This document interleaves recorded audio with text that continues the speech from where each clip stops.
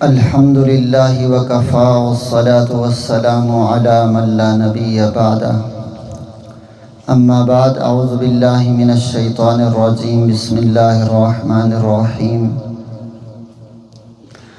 یا ایہا الذین آمنوا اتقوا اللہ حق تقاتہ ولا تموتن الا وانتم مسلمون وقال النبی صلی اللہ علیہ وسلم الکیس من دان نفسه وعمل لما بعد الموت والعاجز من اتبع نفسه هواها وتمنى على الله الامانی او كما قال علیہ الصلاة والسلام صدق اللہ العظیم وصدق رسوله النبی الکریم ونحن على ذلك لمن الشاہدین والشاکرین والحمد للہ رب العالمین۔ محبت کے ساتھ درود پاک پڑھیں۔ اللہم صلی علی سیدنا و مولانا محمد وبارک وسلم۔ اللہم صلی علی سیدنا و مولانا محمد کلما ذکرہ الذاکرون وکلما غفل عن ذکرہ الغافلون۔ یا رب صلی وسلم دائما ابدا سرمدا علی حبیبک خیر الخلق کلہم۔ میرے محترم بھائیو، دوستو، بزرگوں، آپ سب اور ہم سب مبارکباد کے مستحق ہیں۔ اس پرفتن دور میں ہمیں ایسی مجالس نصیب ہیں جن مجالس میں ہمیں ایمان کی فکر نصیب ہوتی ہے، جن مجالس میں اللہ والوں کی صحبت نصیب ہوتی ہے، اور جن مجالس میں اپنی آخرت کی تیاری کی فکر نصیب ہوتی ہے۔ تو یہ بھی اللہ کی ان نعمتوں میں سے ہے جو اللہ تعالیٰ اپنے بندوں کو عطا فرماتے ہیں، جن پہ اللہ تعالیٰ کا فرمان ہے وَإِن تَعُدُّوا نِعْمَةَ اللَّهِ لَا تُحْصُوهَا، کہ اللہ کی بے شمار نعمتوں میں سے یہ نعمت بھی ہے۔ اور انہی نعمتوں کے متعلق اللہ تعالیٰ فرماتے ہیں ان شکرتم لازیدنکم، اس پہ اللہ تعالیٰ کا شکر ادا کریں تو اللہ تعالیٰ ان نعمتوں کو بڑھا دیں گے۔ ہم ان مجالس میں شرکت پر اللہ کا شکر ادا کریں گے تو بارہا اللہ تعالیٰ اسی مجالس نصیب فرمائیں گے۔ اللہ والوں کی علماء کی صحبت میں شریک ہونے کے بعد اللہ کا شکر ادا کریں گے تو اللہ تعالیٰ بار بار یہ سعادتیں نصیب فرمائیں گے۔ میرے محترم دوستو، اللہ نے ہمیں ایمان عطا فرمایا ہے، اور ایمان اس دنیا کی بھی اور آخرت کی بھی سب سے قیمتی چیز ہے۔ اس دنیا کے اندر بھی کامیابی اور ناکامی کا دار و مدار ایمان پر ہے، اور مرنے کے بعد بھی انسان کی کامیابی اور ناکامی کا دار و مدار ایمان پر ہے۔ اب یہ ایمان کیا ہے؟ حدیث جبرائیل میں سیدنا ابو ہریرہ رضی اللہ تعالی عنہ فرماتے ہیں کہ حضور جان عالم صلی اللہ علیہ وسلم منبر پہ تشریف فرما تھے کہ ایک شخص آئے، سفید جوڑا پہنا ہے، زلفیں ہیں، اجنبی تھا لیکن نہیں لگتا تھا کہ یہ آدمی کوئی مسافر ہے، لیکن ہم انہیں نہیں پہچانتے تھے۔ تشریف لائے، آپ علیہ السلام کے سامنے دو زانو ہو کے بیٹھے اور آپ علیہ السلام سے کچھ سوالات پوچھے، اور ان میں پہلا سوال یہ پوچھا مل ایمان، اے اللہ کے رسول ہمیں یہ بتلائیے کہ ایمان کیا چیز ہے۔ حضور صلی اللہ علیہ وسلم نے جواب ارشاد فرمایا ان تؤمن باللہ، ایمان یہ ہے کہ آپ اللہ پر ایمان رکھیں۔ اللہ پر ایمان لانا یہ ایمان ہے، اور اس کی سب سے پہلی بنیاد ہے۔ اللہ پر ایمان اس بات پہ رکھنا کہ اللہ وحدہ لا شریک لہ ہیں، اللہ ایک ہیں، یکتا ہیں، اکیلے ہیں، تنے تنہا ہیں۔ جیسے اللہ تعالیٰ نے قرآن مجید میں اپنا تعارف خود فرمایا قل هو اللہ احد، کہ وہ اللہ ایک ہیں، اللہ الصمد، وہ بے نیاز ہیں، اس کو کسی کی ضرورت نہیں ہے۔ میرے اور آپ کے اعمال کی، عبادات کی ضرورت نہیں ہے، لیکن ہر ایک کو، مجھ اور آپ سمیت ہر ایک کو اس اللہ کی ضرورت ہے۔ اللہ الصمد لم یلد ولم یولد، نہ اس کی کوئی اولاد ہے نہ وہ کسی کی اولاد ہے، ولم یکن لہ کفوا احد، اور اس کے برابر کا، اس کے ٹکر کا، اس کا ہمسر بھی کوئی نہیں ہے۔ اللہ لا الہ الا هو الحی القیوم، اللہ وہ معبود ہیں کہ اس کے علاوہ کوئی معبود ہے ہی نہیں۔ الحی القیوم، جو ہمیشہ سے تھے ہمیشہ تک رہیں گے، قائما بالابتداء ہیں، دائما بالانتہاء ہیں، لا تأخذہ سنۃ ولا نوم، اتنے بڑے نظام کو چلانے کے باوجود، اتنی بڑی کائنات کو بنانے کے باوجود، 40,000 مخلوقات، 40,000 عالمین کو بنانے کے باوجود، اس کے نظام کو چلانے کے باوجود نہ اس اللہ کو نیند آتی ہے نہ اونگ آتی ہے۔ وہ اللہ ہر عیب سے پاک ہے۔ جو کچھ ہمیں نظر آ رہا ہے اسی اللہ کی بنائی ہوئی مخلوق ہیں، جو ہمیں نظر نہیں آ رہا وہ بھی اسی اللہ نے بنایا ہے۔ ہم زمین و آسمان کو دیکھیں، چرند پرند کو دیکھیں، أَلَمْ نَجْعَلِ الْأَرْضَ مِهَادًا وَالْجِبَالَ أَوْتَادًا وَخَلَقْنَاكُمْ أَزْوَاجًا وَجَعَلْنَا نَوْمَكُمْ سُبَاتًا وَجَعَلْنَا اللَّيْلَ لِبَاسًا وَجَعَلْنَا النَّهَارَ مَعَاشًا وَبَنَيْنَا فَوْقَكُمْ سَبْعًا شِدَادًا وَجَعَلْنَا سِرَاجًا وَهَّاجًا وَأَنزَلْنَا مِنَ الْمُعْصِرَاتِ مَاءً ثَجَّاجًا لِنُخْرِجَ بِهِ حَبًّا وَنَبَاتًا وَجَنَّاتٍ أَلْفَافًا۔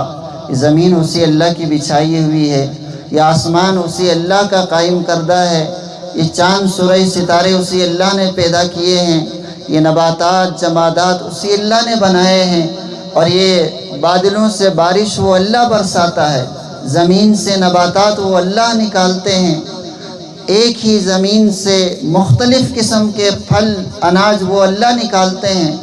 ان پہاڑوں کو بنانے والے اللہ ہیں، اور ان سمندروں کو چلانے والے اللہ ہیں۔ اس ساری کائنات کا نظام اس اللہ کے امر کن پہ قائم ہے، اسی اللہ کی مرضی پہ قائم ہے۔ اذا اراد شیئا ان یقول له کن فیکون، اس کے امر پہ یہ ساری کائنات کا وجود ہے، اور جب اس کا حکم، اس کا امر ہٹ جائے گا، پھر اللہ تعالیٰ اس ساری کائنات کے نظام کو درہم و برہم کر دیں گے۔ اذا السماء انفطرت واذا الکواکب انتصرت واذا البحار فجرت واذا القبور بعثرت القارعۃ ما القارعۃ وما ادراک ما القارعۃ یوم یکون الناس کالفراش المبثوث وتکون الجبال کالعہن المنفوش اذا زلزلت الارض زلزالها واخرجت الارض اثقالها وقال الانسان ما لها یومئذ تحدث اخبارها بان ربک اوحی لها۔ اللہ اس سارے نظام کو لپیٹ دیں گے، آسمان اپنے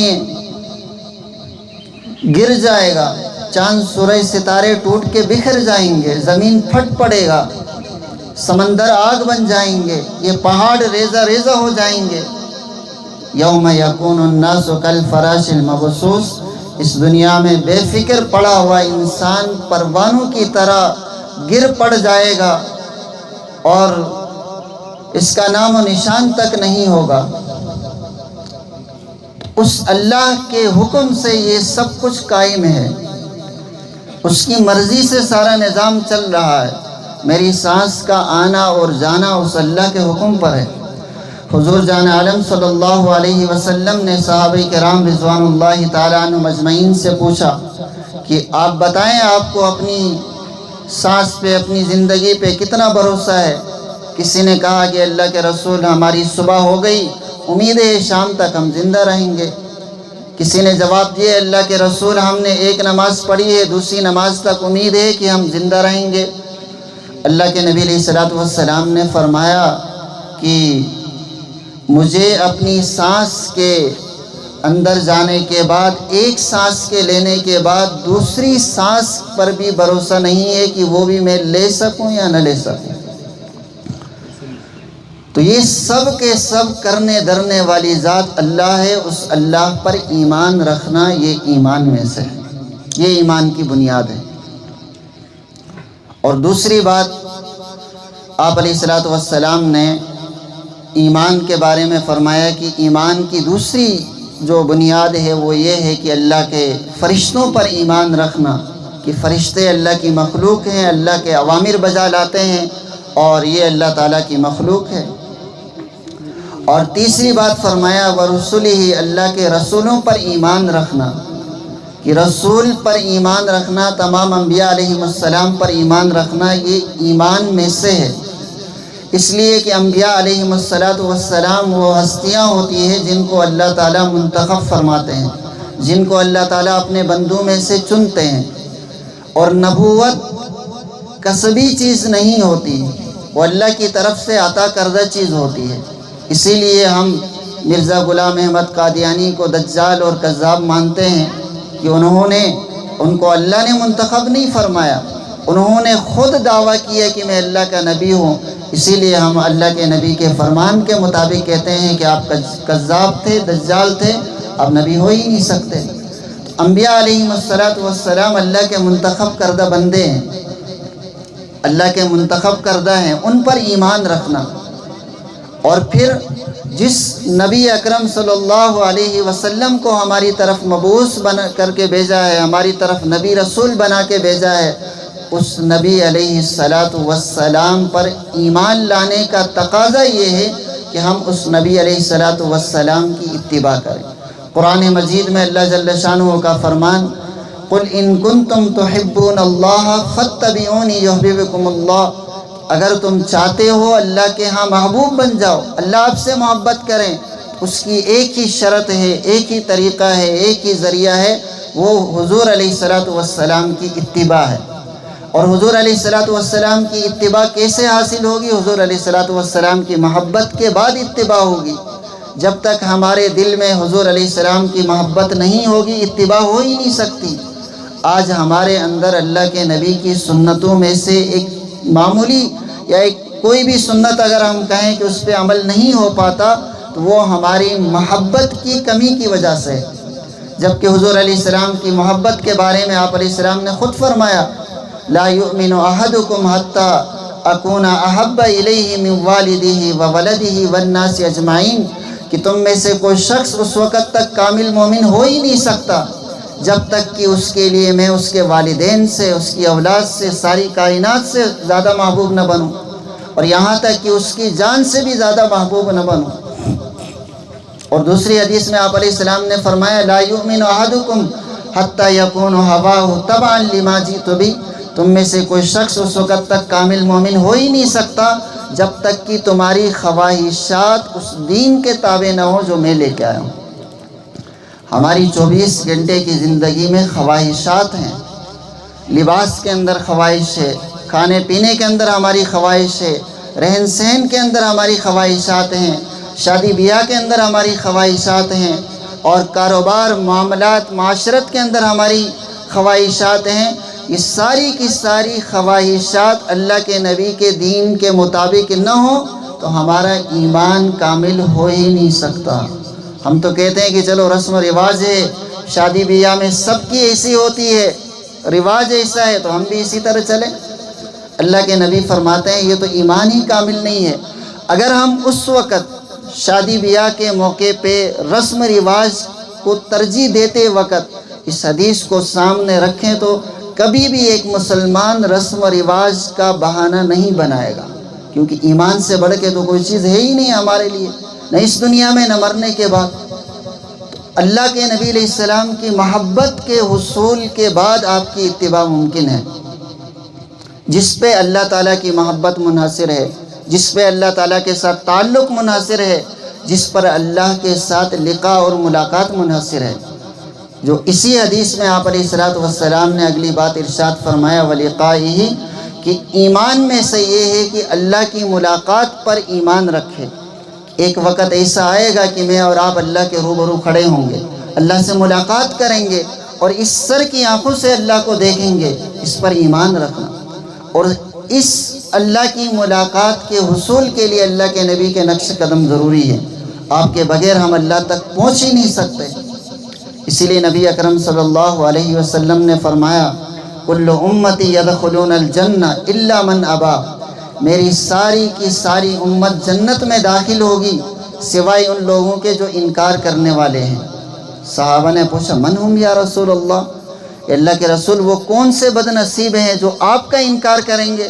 آپ علیہ السلام نے ایک قاعدہ بتایا، بس یہ ہم نے سمجھنا ہے، میں اس لیے آپ کے سامنے عرض کر رہا ہوں، بیان ان حضرات کے سامنے، ہمارا بیان تو نہیں ہے، یہ تو الامر فوق الادب کے تحت حضرت کے حکم پہ میں آپ کے سامنے عرض کر رہا ہوں۔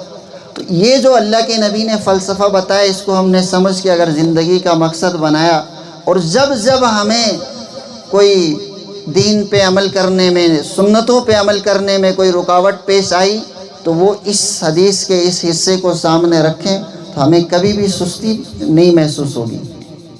آپ علیہ السلام نے فرمایا ضابطہ یہ ہے، من اطاعنی فقد احبنی، جو میری اتباع کرے گا وہ مجھ سے محبت کی وجہ سے کرے گا۔ عربی کا مقولہ ہے ان المحب لمن یحب مطیع، جو جس سے محبت کرتا ہے اسی کی مانتا ہے۔ اور ہمارے لیے تو ایمان کے کامل ہونے کی شرط اللہ کے نبی کی محبت ہے۔ جب تک اللہ کے نبی کی محبت کامل نہ ہو، اس میں ذرہ برابر بھی اگر شک ہو تو ایمان پورا ہی نہیں۔ اس لیے کہ ایمانیات میں آپ علماء سے پوچھیں، شک کی گنجائش نہیں ہے۔ اس لیے ہمیں یہ کلمہ کہتے ہوئے بھی احتیاط برتنا چاہیے کہ ہمارا ایمان کمزور ہے۔ اعمال کمزور ہو سکتے ہیں، ایمان کی کمزوری کبھی بھی نہیں ہونی چاہیے۔ ہاں ہم اپنے بس کے مطابق مکلف ہیں، جتنا ہم اپنے ہی گمان کے مطابق اللہ پر ایمان رکھ سکتے ہیں، کامل ایمان کی امید رکھیں اور اس پہ کامل ایمان رکھیں، اللہ کے نبی پہ رکھیں۔ اللہ کے نبی نے فرمایا کہ قاعدہ اور ضابطہ یہ ہے، جو میری اتباع کرے گا وہ مجھ سے محبت کی وجہ سے کرے گا۔ وَمَنْ أَحَبَّنِي كَانَ مَعِيَ فِي الْجَنَّةِ، اور جو مجھ سے محبت کرے گا وہ میرے ساتھ جنت میں ہوگا۔ میرے محترم دوستو، مختصر سی زندگی ہے، اور میں اور آپ خوش نصیب بھی ہیں اور آزمائش میں بھی ہیں۔ خوش نصیب اس لیے ہیں کہ میں اور آپ اس دور میں ہیں جس دور میں اللہ والوں کی مجالس میسر ہیں، جس دور میں ایسے اللہ والے موجود ہیں جن کو دیکھ کے ہمیں اللہ یاد آتا ہے۔ اس کے بعد والے دور والے شاید ہی یہ ماحول دیکھ سکیں۔ اور ہمارے لیے آزمائش یہ بھی ہے کہ ہم فتنوں کے دور میں داخل ہو چکے ہیں۔ یہ فتنوں کا بھی دور ہے جس میں ایمان کو بچانا، اللہ کے نبی علیہ السلام نے فرمایا تھا کہ ایمان پر عمل کرنا، میری سنتوں پہ عمل کرنا اتنا مشکل ہوگا جیسے انگارے کو ہاتھ پہ لینا۔ مسلمانوں کے معاشرے میں سر پہ پگڑی رکھنا، چہرے پہ داڑھی رکھنا، ایک مسلمان خاتون کا شرعی پردہ کرنا، ایک تو پردہ ہے رواجی جس پہ ہم عام طور پہ، خاص طور پر ہماری یہ پوری پٹی، یہ کشمیر ہے، یہ گلگت بلتستان ہے، یہ KPK ہے یا بلوچستان ہے، یہاں رواجی پردہ تو ہر جگہ ہے۔ شرعی پردہ فرض عین کے درجے میں ہے خاتون کے لیے۔ اس شرعی پردے پہ عمل کرنا اس فتنے کے دور میں کس قدر مشکل ہے، ہم میں سے ہر ایک دیکھ لیں۔ تو میرے دوستو، ان اللہ والوں کی مجالس میں ہمیں آنے کے بعد اس بات پہ ہم نے آپ کو، میں نے بھی عزم کرنا ہے کہ میں خود کو اس بات پہ لے کے آؤں کہ اللہ کے دین کے معاملے میں کوئی کمپرومائز نہیں کروں۔ یہ ایمانیات میں سے دین پر عمل کرنا ایمان ہے، اس لیے کہ ایمان صرف کوئی زبانی کلامی چیز تو نہیں ہے، ایمان تو عمل کر کے بتائی جانے والی چیز ہے۔ جیسے فضائل اعمال کے اندر شیخ الحدیث رحمہ اللہ نے جو حدیث نقل کی ہے، آپ علیہ السلام نے فرمایا الفرق بین المومن والکافر ترک الصلاۃ، کہ مسلمان اور کافر کے درمیان فرق نماز کا چھوڑنا ہے۔ تو عبادات، اعمال، دین کے مطابق زندگی، یہ ایمان میں سے ہے۔ اگر ہم اس پہ عمل کر رہے ہیں تو اللہ کا شکر ادا کریں، اور نہیں عمل ہو رہے تو فکر کی ضرورت ہے۔ البتہ اس بات کا ہمیں خاص طور پہ استحضار رکھنے کی ضرورت ہے، لا تقنطوا من رحمت اللہ، چونکہ نفس و شیطان کے بھی عروج کا دور ہے۔ جیسے فتنے کا عروج کا دور ہے، نفس و شیطان کے عروج کا دور ہے۔ آئے روز کتنے واقعات ثانیات ہوتے ہیں کہ لوگ تھوڑے سے اپنی وہ پریشانی کی وجہ سے خودکشی کر بیٹھتے ہیں۔ تو اللہ کی رحمت سے کبھی بھی نا امید نہیں ہونا چاہیے۔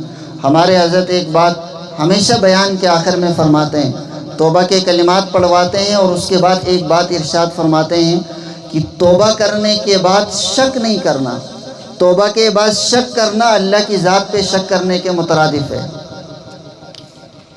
تو اللہ کی ذات پہ شک کرنے کے بعد تو ایمان ہی نہیں بچا. تو میرے محترم دوستو، آپ علیہ الصلوۃ والسلام نے فرمایا اس بات پر ایمان رکھنا کہ اللہ کی ملاقات ایک نہ ایک دن ہونی ہے، اور اس ملاقات پر بھی ایمان رکھنا یہ ایمان کی بنیاد ہے. اور یہ سارا کا سارا خیالی پلاؤ نہیں ہے، یہ وہ حقیقت ہے جو دن کی روشنی سے زیادہ واضح ہے کہ ایک وقت ایسا آئے گا کل من علیہا فان ویبقى وجہ ربک ذو الجلال والاکرام. میں اور آپ یہاں نہیں ہوں گے، آج اس مجلس میں ہیں، 50-60 سال بعد ہم میں سے جتنے یہاں مرد و خواتین ہیں زمین کے اوپر نہیں ہوں گے. ہم میں سے ہر ایک اگلے جہاں میں منتقل ہو چکے ہوں گے، جس جہاں میں ہم نے اس دنیا کی زندگی کے متعلق حساب دینا ہے. من ربو کا، تمہارا رب کون ہے؟ من نبیو کا، اس نبی کی بتائی ہوئی تعلیمات پہ کتنی زندگی گزاری ہے. صحت جوانی دی تھی اللہ نے کیسے گزاری ہے، مال دی تھی کیسے گزارا ہے، وقت اللہ نے دیا تھا کیسے گزارا ہے.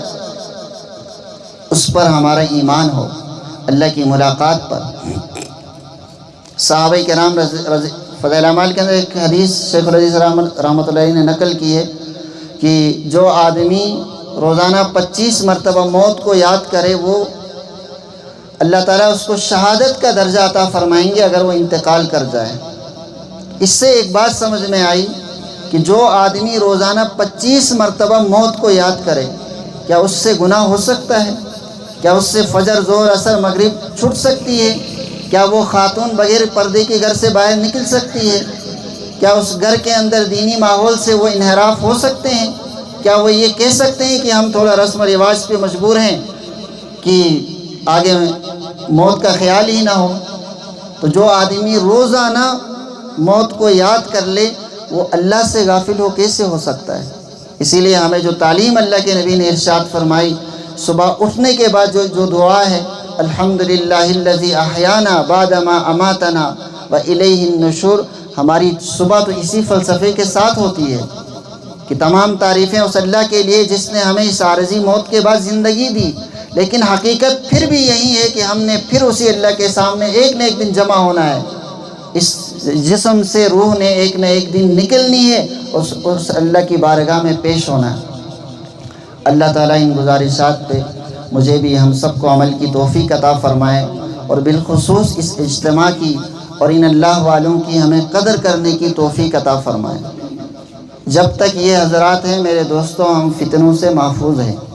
جب یہ نہیں ہوں گے تو آگے والا زمانہ جو آئے گا تو پھر اس میں فتنے اس سے بڑے ہوں گے. نہیں، اللہ کے نبی علیہ السلام نے فرمایا کہ علم اٹھایا جائے گا. صحابہ نے پوچھا اللہ کے رسول یہ علم کیسے اٹھایا جائے گا؟ آپ علیہ السلام نے فرمایا علم علماء کے اٹھ جانے سے اٹھایا جائے گا. تو جس طریقے سے علم علماء کے دنیا سے چلے جانے کے بعد اٹھایا جائے گا، اسی طریقے سے عمل اللہ والوں کے چلے جانے کے بعد اٹھایا جائے گا.